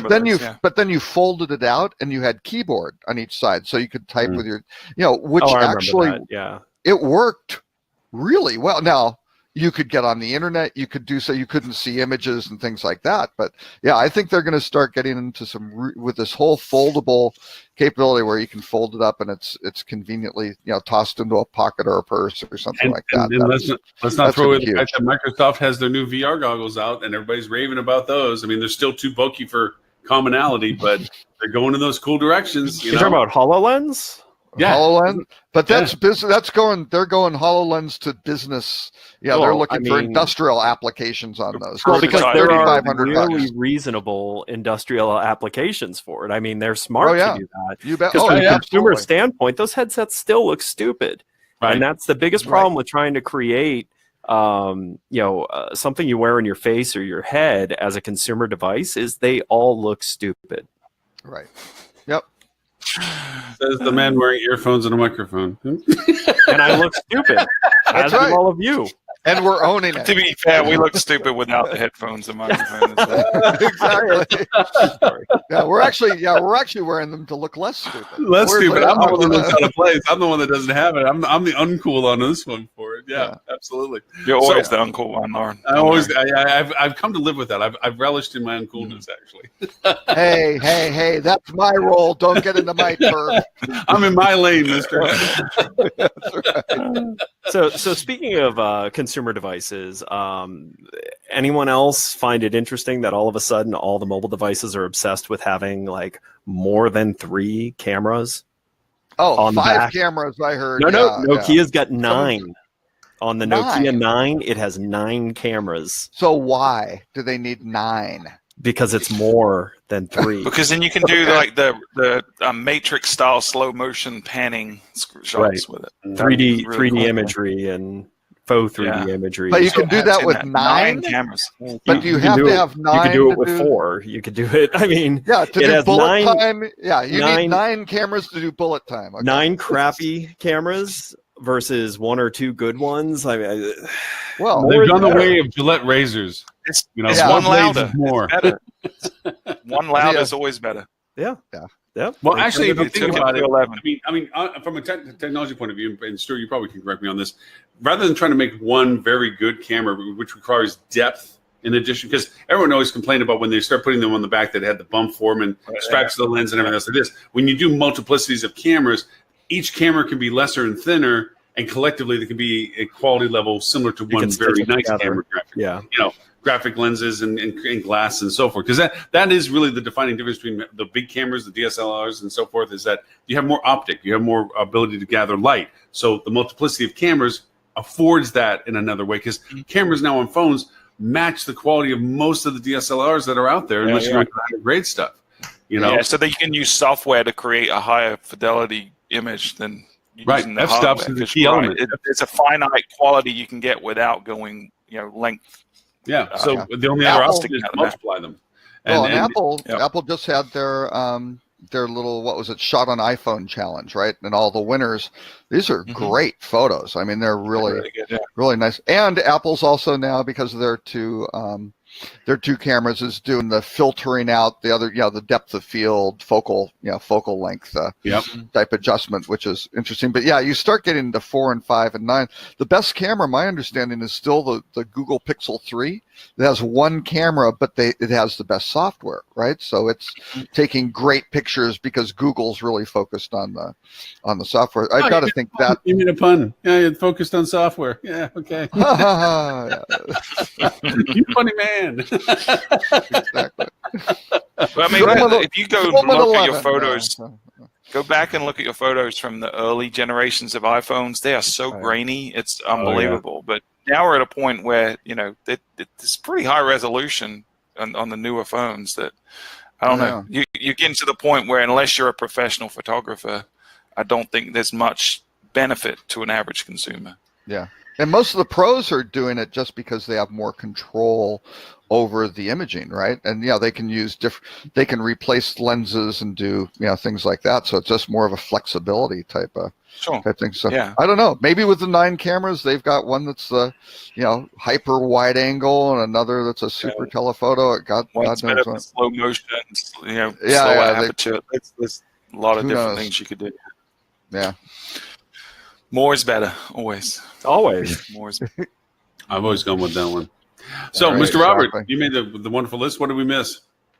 Well, just for Ed, I mean, there was an article on there's no good reason to trust blockchain technology. So that was just a gratuitous. I didn't even read that. I just didn't even read the article. Just out of principle. I just thought that was good. So again, yes, if you only have a hammer, everything looks like every problem looks like a nail, right? So, so I don't know. There were Google. I like the ones on the Google one on the mobile. The optimizing the site for mobile, and then there was the page how to optimize your page speed as well. I like those. Yeah, they were kind some of good very tools. tactical, nerdy stuff. Yep, which I know Lauren loved that sort of thing. So again, on this, knowing my audience is you guys, right? Because nobody watches the show, so so I tried to throw in some good takeaways in the one on page speed. You know, one of the things, because it's tough, right? Because the person in charge of making the decision, hey, we're going to spend money to improve the speed of our website, is not the person that can actually do the work 9 out of 10. Right. There's certain things they can do, right? Like optimizing images, but a lot of it's on the technical side, you know, like G-zipping stuff and compression and CDNs, and it gets nerdy and technical. But I think because of that, it's hard, right? And people try to avoid things that are hard in general. But there's an interesting stat, which I don't think people pay enough attention to, which is Google wants sites to be loading in less than 3 seconds. Right. But the vast majority, and they've said repeatedly that this is a signal for SEO now. So not only is it a better experience for the people that come to your site, but you do get a lot more visibility the faster your site is, right? And we see that there's a direct correlation. So you want higher search engine rankings to make your site faster. So there's definitely a compelling reason to do it. But because it's hard, the majority of people aren't doing it. So the majority of the websites out there, over 90% of the sites out there on the web, are loading slower than 3 seconds, which means you have a huge opportunity with a known benefit that if you do apply the extra effort and your competition isn't, you get that benefit of being an early adopter. So everyone that has a budget that is in control of where that's spent this year, part of your digital budget needs to be spent on making your website faster. And that's going to require effort from multiple team members, but you should have that as a project that you're going to tackle this year. Actually, and maybe we should go through the guidelines just very quickly, because there were a dozen. Yeah, there were a dozen of them. Some of them are nerdy and confusing. One is to use a CDN, which is a content delivery network. So get it on a platform that's built for delivering content efficiently. Go look at, if you're confused about what that is, go look at. We use Cloudflare a lot for our clients. But basically, what it does is any of the assets, the heavy lifting assets that don't change, like your images, things like that, they get loaded from some other place that's on the backbone of the internet. So they just get transferred faster to the end consumer versus having to come from your physical server. So CDNs are great, real easy, cheap, easy to set up, easy to manage. Oh yeah, a pro Cloudflare account's what, $20 a month or something like that? Yeah, it's nothing. Yeah, really cheap. And think about it. Not only is it going to help you with visibility, but it's also going to improve your conversion rate on your site. The ROI on just doing that alone is phenomenal. So and if you have a server problem, I mean, all of a sudden your site can be up because it's out in the cloud. Yeah, it's cached, right? It's just looking at that static stuff. Now, again, if your booking engine's down, that's a whole different thing. But if people are just browsing through your site to see what you've got, that's great. You're getting static information. They need your phone number, something like that. That's fantastic. Right. Number two, move to a better host. Yes, crappy, cheap hosting providers. No, I shouldn't say. It may be good. There are some good, cheap hosting providers, but crappy hosting and there's some expensive crappy hosting providers too. So you want a good host. Those $10 a month programs, that means you're on a server with hundreds, if not thousands, of other websites, which will affect the speed of your site, because when they are overloaded, your site is going to slow down. Don't do that. Spend the extra $20, $30, $50, $100 a month to get either a dedicated VPS or some kind of physical server. I suggest going with a private cloud, but dude, isolate your traffic from everyone else. No reason for you to be commingling with the riffraff. The virtual private server, the VPSs, I think, are really kind of the way to go generally. This is the big one, and this is probably the number one issue, is optimize the size of images on your website, because now all these hotels have gone to the large immersive, isn't that beautiful? Oh, and it moves, and hey, that's a 8 megabyte image or whatever, 20 or whatever it is, which is very slow to load and just horrible, right? And, and that goes to who you allow to have access to be able to do those things. I made the point into it that the worst thing, for multiple reasons, including ADA compliances, is you allow people just to load up what they have. They forget to alt tag or something or whatever, and immediately the entire site goes off like lions, and it's slow loads, and you did no benefit to yourself because it's not indexed correctly, on and on and on and on. Yeah. So it has to be your website is a valuable 24/7 asset that has to be handled just like you would any valuable 24/7 asset from your building structure as a hotel all the way through. You just don't give the keys to anybody. Yeah. And JPEGs and things people. aren't the best. Yeah, and JPEG isn't the best image format. There are SVG and all these other things that are new modern formats which compress better. Yeah, exactly. Yep. I will say this: because we monitor the load time of our client sites, and when we see a spike in load time, I'd say 99% of the time it's because someone uploaded a huge image. What happens is they get the photo from the photographer, and it's a gazillion pixels, wide, and they're displaying it on the website at most 1,000 pixels wide, but they didn't take the time to reduce the size, or they didn't have a CMS that allows them to automatically resize, and they just upload this humongous monster of a file, and it breaks everything. Yeah, the CMS is hugely. Actually, I don't know if that was on the list, but anyway, we'll keep going. Number 4, reduce the number of plugins. Boy, everybody who's on WordPress goes, "Isn't this great? I can do it myself, and here's something I can." Watch out, right? Because you got. I learned that lesson firsthand. Really? What a surprise, Lauren! Yeah, that one was written for Lauren. that rule was probably written with me as the poster. If you look that up on Wikipedia, there's my face. Yeah, that's right. Too many plugins. And you get into these things. Number 5 was minimize the number of JavaScript and CSS files. The problem is with all these plugins, you can't do that, right? No. Because they're all isolated. Right. You don't have control of them. God knows what's going on. That's. And if you're using stuff, make a child site. Don't keep it on the mother, because anytime WordPress, if you are on Press, that updates itself, it wipes out any customizations you created or anything you've done to streamline and create efficiencies, because you're basically up master sheet all the time. So. Child themes for WordPress. That's right. You gotta do that. Use website caching. Yeah, that's obvious. And interestingly, I think some people do get messed up where they're using caching on their CMS. Then they've got things out on Cloudflare and they're using a third CDN, and it's like, wait a second, guys. I think you can simplify that, because some of those start getting in the way of the other ones, which is not right. You make a change and you don't know where it's stuck. Something's cached somewhere. A great list of do's and don'ts. I mean, this list is like child's play for what you've talked about many times. Mm-hmm. Yeah, we actually talked about using this as a template for an episode of the show. So we might borrow some of this content. And there are other factors that we think are important that you could tackle. Yeah. Robert touched on one. The actual CMS you're using itself is huge. Hey, gentlemen, I apologize. I just realized it's 1:00. I do have to go. And he's dozed, and Ed has no interest. No, I do find it interesting. I just had someone walk in saying I'm 3 minutes late for my meeting.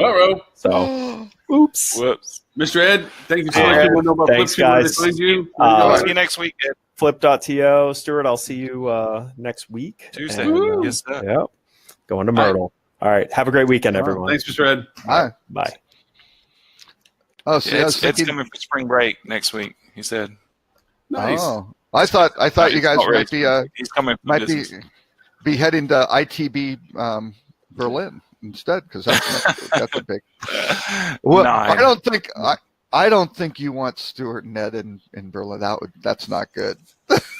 That's like call the consulate in advance to warn them. That's fine. Stuart and Ed are going to be out drinking on Tuesday night in Myrtle Beach, so it could be just as bad. That should be fun. So just a few more. Implement gzip compression. Compress your files. Optimize your CMS, because again, you can get 140 versions of your posts and God knows whatever else crap is hanging around there, which is just a bunch of excess stuff your CMS has to deal with. Reduce the use of web fonts. They're very, very popular, but they have some more modern things, and anytime you have to go out and grab something from somewhere else and then send it to it's not necessary. Yeah. Just take away the unnecessary. A big one. Yeah. A huge one, detecting 404 errors. Boy, when people change things and they don't use a 301 redirect or something like that, these 404 errors, page isn't found is not a good outcome. that's not. Yeah, and I think that's they were not what talking people are looking for. about the monitoring of that, like software that detects that, and then that slows down. So yeah. Oh, I see. Yep. Hey, So, Stuart, a quick question: do you do redirects for misspells? No. No, okay. I think we only do redirects when it was a page that is no longer a page. We would rather 404 it if it's not a legitimate page. I think that's Google's guidelines would suggest that's the right way to do it. Okay, no, just curious. Okay. Yeah, I mean, we have registered URLs that are misspellings and redirect those. Oh, yeah, There's a page like accommodations is one of the most mistyped words in the hospitality industry, right? Double C, double M, and people drop one of those. But like I wouldn't have a /accommodations misspelled redirecting to /accommodations or something like that. Yeah, I'd just 404 it, show a sitemap. I was thinking about from a marketing perspective, if you had an event page or if you had a content page and you don't actually have the page, but you have a page that's related to it. Like I don't have a separate page on Tula Festival, but I do have it as a part of my 20 things to do when you're in the city that I have the redirect go from, if they look for Tula Festival online, then it goes to that page. Yeah, but so if you do a redirect, the original page doesn't get indexed, right? So where you're redirecting from, so there's no benefit to that. So you build the content on the master page, and then Google's going to detect, and Google does a pretty good job these days of figuring out what misspellings are meant to mean, and then it's going to correlate you appropriately. So. Sure. And even some of the CMSs and websites will do that too, right? Where actually WordPress has gotten pretty good at doing some of those things of finding, here's a page that you must have meant such and such. But the other thing on these redirects is if you, who knows, maybe you changed your website 5 years ago or something like that. If you don't have a bunch of people linking to that old page, and the new page is well, get rid of the redirect. There's no reason to. Don't have it unless it's needed for sure. Monitor what is getting tracked. We tend to also, when we do that, when we do take away an old redirect, we'll monitor the 404 of that URL to see if there's still traffic coming to it, and we have put them back in some cases. Google Search Console shows you a list of the 404s that are getting hit, so you can use that as a good indicator if you missed any redirects.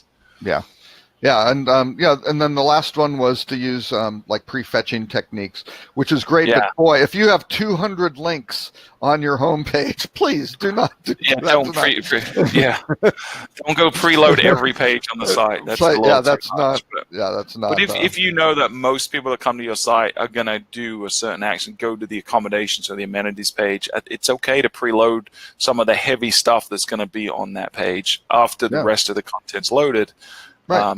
But think about it. Think about through that, right? Because that means that their stuff, it still registers as loading that first page. So even though it slows down the second and third pages, that first page is still loading and takes a while. So I don't know. That one's the kind of weakest on mine. I like things like lazy loading, which is the opposite. So don't load all the content until people start scrolling down. So I don't know if you've ever seen the website where the top loads, and then as people start going down the page, images pop in, right? They show up as you roll.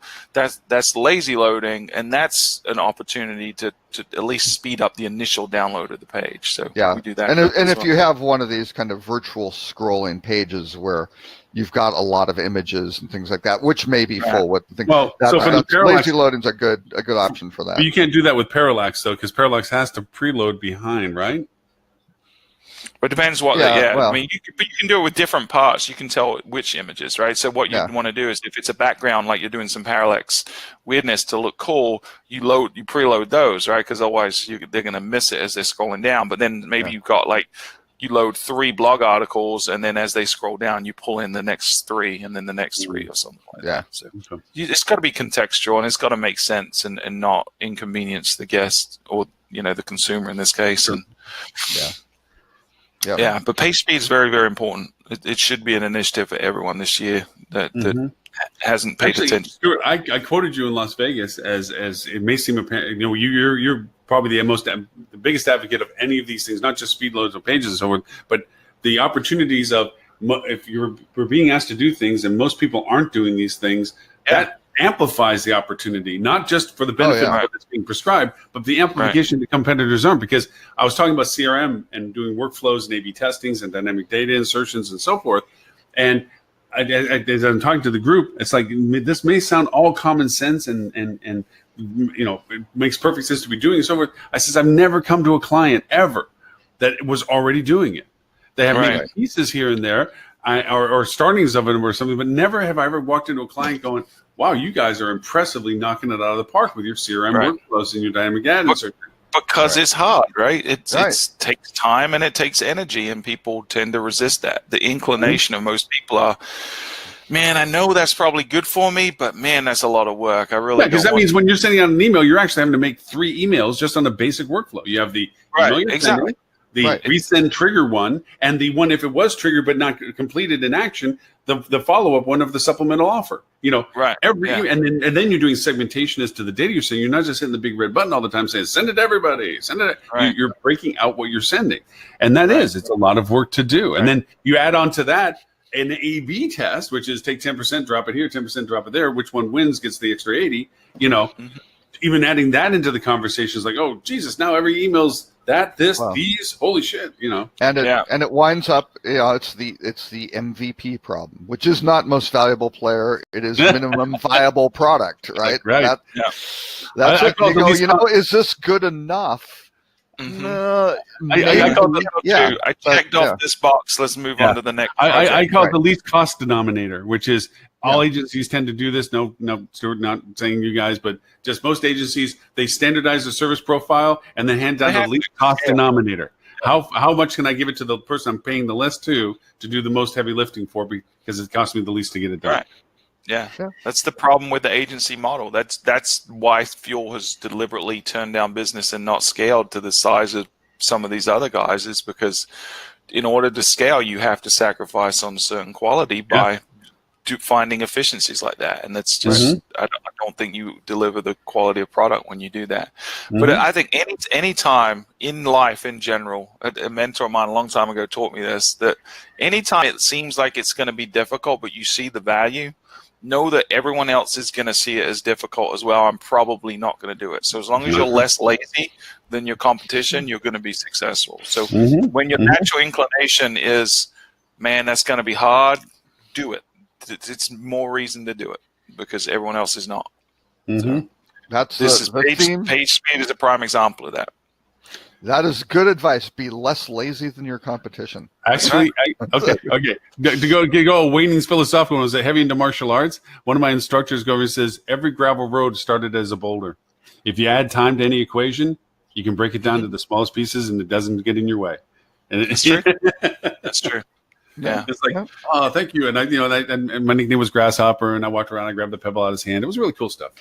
I think you should extend that down to, but then you got to extend it down to a beach scenario. Ultimately, then we went, grains of sand, and how much can you hold in your hand? And So are we ready? Are we ready for a rut row? Let's do the rut row. I love this rut row. It makes my fellow countrymen made me proud.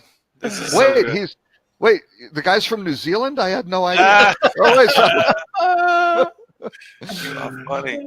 We need to have Stuart. Yeah, every show we need to make sure that we say that Stuart is from New Zealand, Australia, South Africa. We're going to Fiji next, by the way. We're just going to pop into Fiji. Yeah. Dutch. He's Dutch, I think. He's Dutch now. I don't know where that accent comes from. Yeah. I was called Swedish once, which was the Swedish. One. Yeah, but it was because during the World Cup, I'm obnoxious and I fly my George. So people get confused about the English flag versus the Union flag, the United Kingdom flag. So the one you're familiar with, the red, the blue with the white and the red diagonal Jack. Union Jack. Union Jack if it's on a boat. Technically, it's the Union flag if it's not on a boat, but generically it's called Union Jack, right? That's what people think is the English flag. Well, the English flag is actually a piece of that, which is a white background with a red cross. It's the St. George's cross, our patron saint, St. George, right? Slew the dragon. So when the World Cup is on, England competes as England, not as the UK. So I fly my England flag, the George's cross, outside my house because I'm obnoxious. So I had someone in my neighborhood come by and said, we're in America, we don't want you Swedish people flying your flag in here. Now the Swedish, to be fair, it's the same geometric shape as the Swedish flag, but theirs happens to be blue and yellow, as is red and white. So, but I was called Swedish. It wasn't an accent. Like Swiss was Switzerland. Maybe they confused it for Switzerland, which I believe is but that's the words, right? Red background. You're right. Were your neighbors from Florida? Because we have the monopoly on stupidity. So obviously they must have moved up from Florida. South Carolina's got you. I don't know. It's a close second. Oh my God! What ignorance! God, that is the most ignorant thing in the world. Not from flag recognition, from just a stupid statement. Where do you think we all came from? Is from someplace else? For God's sakes! Oh well. Anyways. So it goes. The rut-row. Oh yeah, the rut-row is. You've got to respect, we're speaking of TripAdvisor, the true glory of TripAdvisor are the merchants who come back and basically say, wait a second, that bad review, that was not right. When they are able to properly defend it and it's legitimate, they aren't just being obnoxious and ranting at people who had legitimate issues with it. But yes, we have a gentleman who has, what is the name of it? It's the something feather. Plume and feathers. What was it? Plume and feather. Plume of feathers. Plume of feathers. There's a little pub in Cornwall in the UK. And he just wasn't going to take some people denigrating his establishment because it wasn't fair. So he just really, really had some great comebacks to people. And the interesting thing was he knew, because of a small establishment, he knew exactly who these people were and just took them apart. So someone who basically said that they came in and they were too busy and they basically suggested we go somewhere else, rude and arrogant. He came back and basically said, no, wait a second. You decided to wait until 7:30 p.m. on a bank holiday weekend, the busiest possible time, to feed your child. Almost kind of the subtext being, why are you feeding your child so late? You bad parent. And then, so she demanded some chips or, fries, as an American would say, for their children. They said, it's going to be about 40 or 45 minutes because they're just maxed out trying to serve all the people who had reservations months in advance and things like that. But he basically, came in and said, if you're looking for rude and arrogant, maybe you should, take a closer look at yourself. Yeah, and he went through all of her past reviews from other places and saw was brilliant. And she called everyone rude. That's so right. He said she maybe needed to have some self-reflection and look at herself. Yeah. So what he basically does is, he doesn't just react to it. He goes back and says, well, who is this person who's complaining, and what have they done elsewhere? And he understands where it's coming from. They do this a lot. I see. So, what's great about it, though, not everyone could get away with this, right? And we did an episode of the podcast recently where we talked about this, like the best and worst review responses, and there were some great ones and some terrible ones. And what makes this one good and doesn't get into the offensive line is they don't have emotion in it. It's very tongue-in-cheek. It's very humorous in the right way.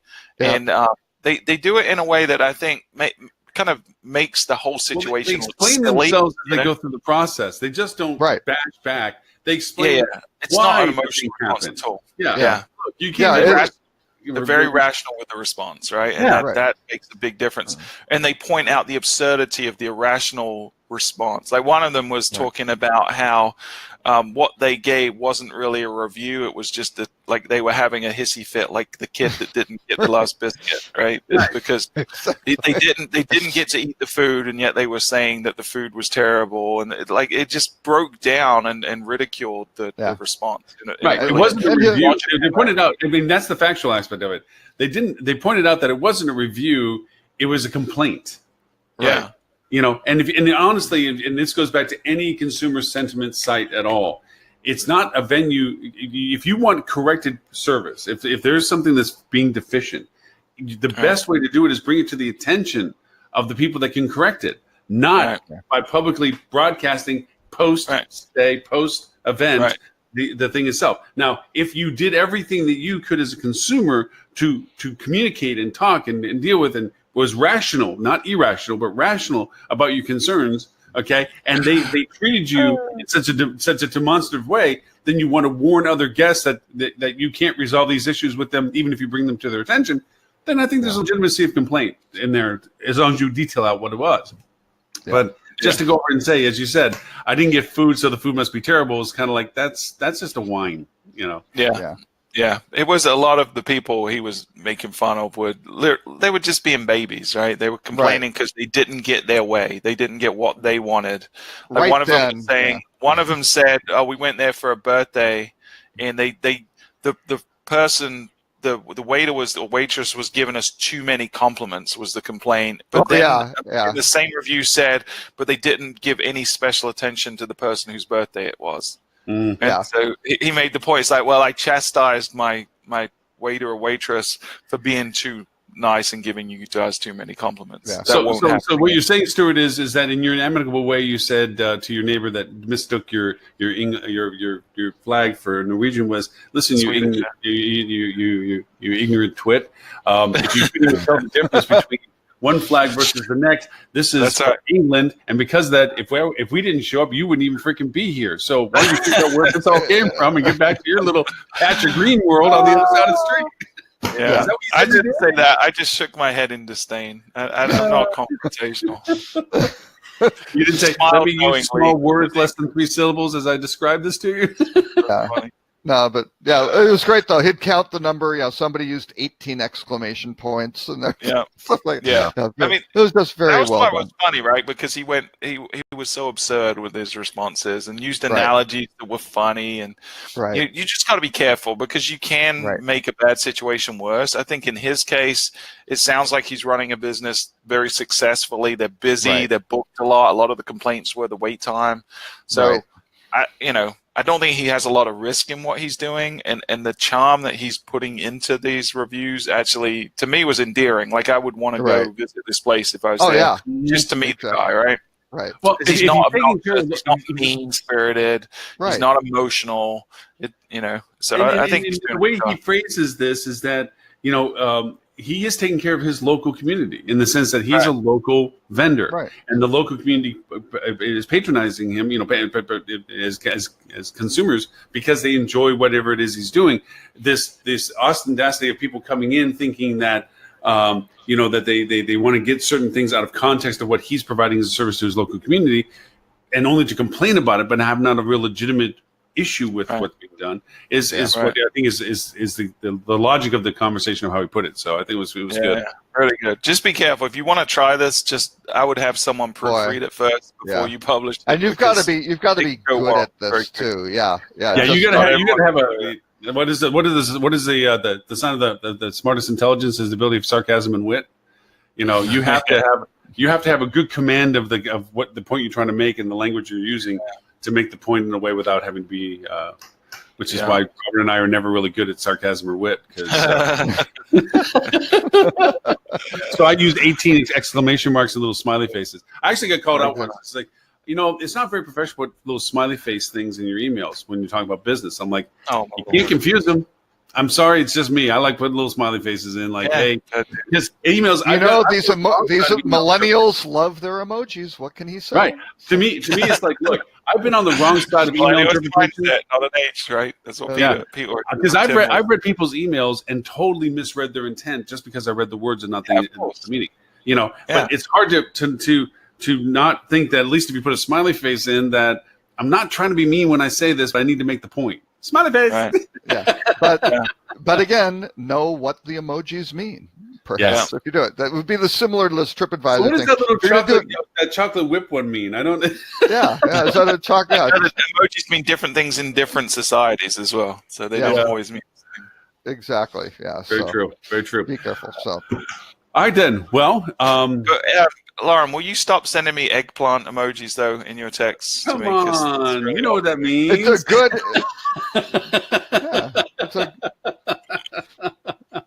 It's a healthy food stuff. What's wrong with that? He's worried about my nutrition. He's vegan. I'm going vegan, and I want to share my veganness with you.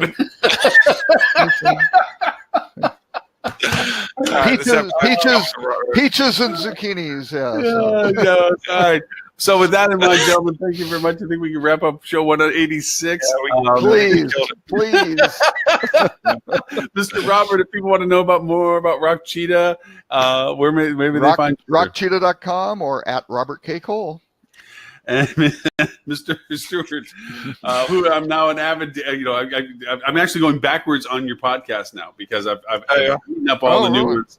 And I'm going backwards because you have such great lists on some stuff. And some of the stuff is Thomas, and some of the stuff is like, I remember we were talking about that. And yeah, man, it changed since then and stuff. I picked up a couple out of 17 recently. But anyway, so where can they find you and all things Fuel Travel? Yeah, so if you want to send me emojis, you can do it on Twitter at Fuel Travel. Website's fueltravel.com. The podcast is fueltravel.com/podcast as well. We're doing an episode we're going to record today on what is it? Oh, we're doing the top 10 ways to find new guests. So digital marketing primarily, but ways that you can go and attract new people, not repeat guests. Lauren was just in Las Vegas. You get one of those sandwich boards. You can go and check it out and hand people little cards. Keep in mind, it's just a sandwich board. That's what really gets the attention. Well. Yeah. Anyways, for this episode, what about you, sir? Can they find you somewhere on the web? Probably they're not going to look after this show, but for this show and all previous 185 shows, you can go to hospitalitydigitalmarketing.com/live. There you'll find links to all the previous shows and this one included. And next week, we might have a guest host. I'm actually trying to firm up some conversations with an organization out of Europe, which should be kind of interesting. I'll share that with you guys later if it comes through. Can we get the landlord of that pub on the show? The guy that left. We don't want any foreigners on the show. They're going to be from Norway. I heard they're based in Myrtle Beach. But anyways, to everyone that joined us and played back the recordings and so forth, and might I tell you, when you say that nobody listens to the show, we are not required. Well, actually, in one place we are required, but we are identified curriculum for the organization at UNT in Dallas. Really? For the hospitality program. Wait, is this like some Clockwork Orange thing? They're like tying kids down and forcing their eyes open. Well, there is some sort of forced eyelids, but I haven't seen any pictures to confirm or deny that. But they do buy a little eye drops. I can't think of anything worse than forcing people to watch this show. Man. Yeah, I can drive up there and do some sort of hostage rescue sort of thing. It's only maybe half an hour or 40 minutes. So. UNLV gives us as a recommended point of contact for their classes, and Georgetown University also recommends us. Wow, look at that. We're considered almost legitimate. That's great. Well, at least it sounds good in paper, right? All right. Right. So thank you all. We will see you all next week. Show number 187, Friday, 11:30 Eastern, 10:30 Central. Until then, bye, everybody.